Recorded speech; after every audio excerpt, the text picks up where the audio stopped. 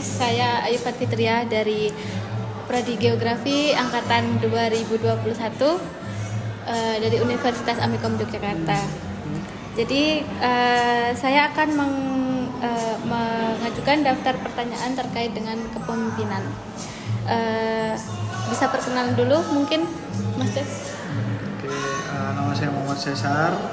Saya sebagai bisa dibilang store manager di Segar Kopi. Jadi langsung saja ya Mas, untuk daftar pertanyaan ini terkait dengan kepemimpinan.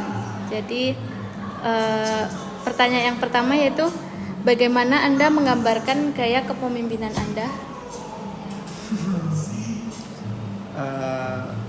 Menggambarkan, ya mungkin lebih ditekankan dengan disiplin ya, mungkin memperlihatkan dengan etikat yang baik agar dicontoh juga yang baik dengan staf-staf yang ada. Untuk pertanyaan yang kedua, bagaimana Anda memotivasi tim Anda untuk mencapai tujuan tersebut? Kalau memotivasi mungkin bahasanya beda-beda, cuman kalau dari saya biasanya saya selalu memotivasi teman kalau kita bisa selalu maju di depan. Jadi biar kita nggak selalu stuck dengan posisi yang sekarang.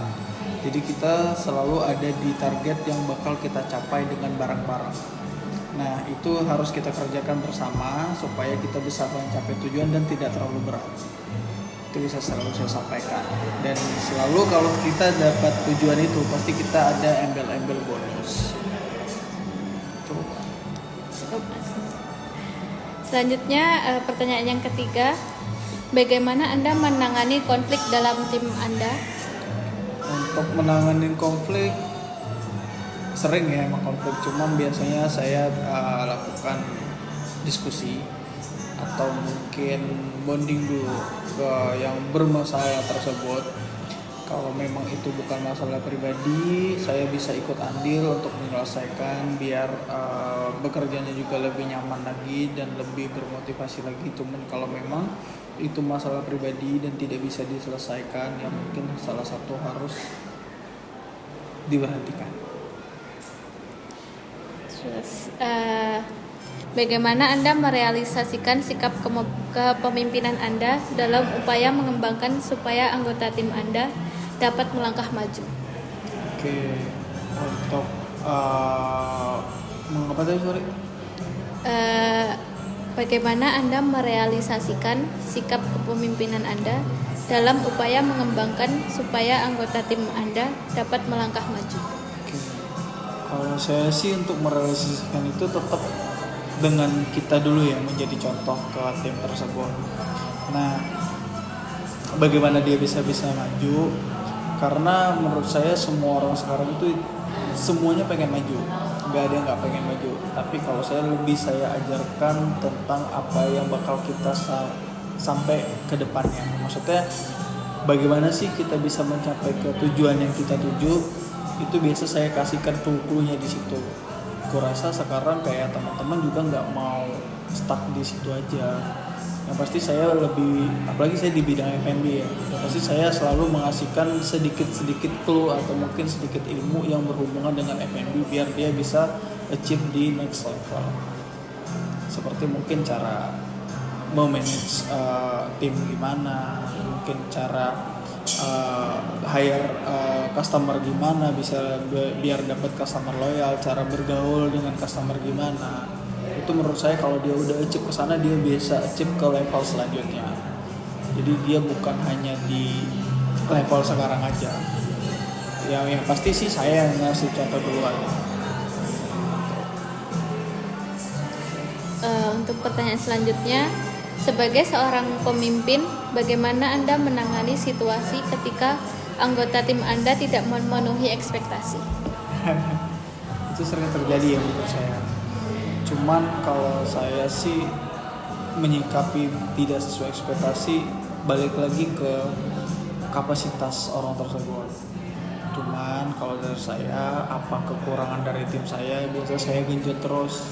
Dia kekurangannya apa, mungkin dia kekurangannya ilmu, atau mungkin public speaking, atau mungkin dia introvert. Itu bakal saya kasih motivasi terus biar dia bisa di luar zona itu.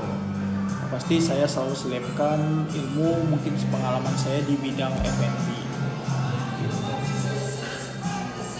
Terus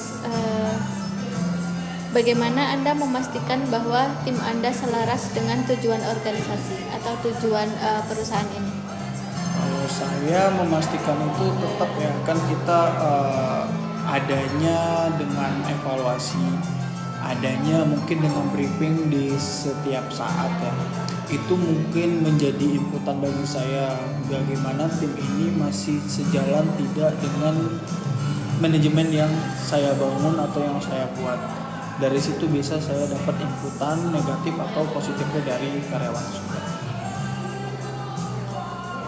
Terus bagaimana Anda sebagai pemimpin menerapkan cara kepemimpinan Anda jika ada konflik antar anggota di dalam organisasi Anda? Bagaimana cara saya menerapkan cara kepemimpinan Anda jika ada konflik antar anggota? Ya balik lagi ya, kayaknya pertanyaannya mirip-mirip. Saya bakal ajak ngobrol dulu dan saya bakal ajak bonding dulu, kenapanya, case-nya apa. Yang pasti saya benar-benar tidak suka ada konflik di dalam organisasi. Biasanya nanti saya kasih job desk tambahan yang bersangkutan ke mereka berdua agar mereka mungkin lebih banyak komunikasi dengan tanggung jawab yang baru itu. Biasa saya seperti itu. Contohnya kamu bertanggung jawab dengan stok berdua. Contohnya saya kasih buat shift berdua nih biar lebih banyak komunikasi. Menurut saya kalau komunikasinya bagus, mungkin konflik itu jadinya minim ya dibandingkan jarang berkomunikasi. Terus untuk pertanyaan terakhir, dalam merekrut anggota baru dalam organisasi Anda, hal apa yang Anda kedepankan, gaya berpikir atau insting atau perasaan Anda terhadap personality calon karyawan baru Anda? Kalau saya sih lebih ke insting kali ya. Maksudnya dia cocok tidak dengan tujuan perusahaan ini, cocok tidak dia dengan culture perusahaan ini, bisa tidak dia handle pekerjaan yang bakal dia lamar itu. Terus nanti saya dapatkan paling dari pertanyaan-pertanyaan saya pas saya interview gitu. Udah cukup untuk wawancara kali ini. Saya Ipat Fitria.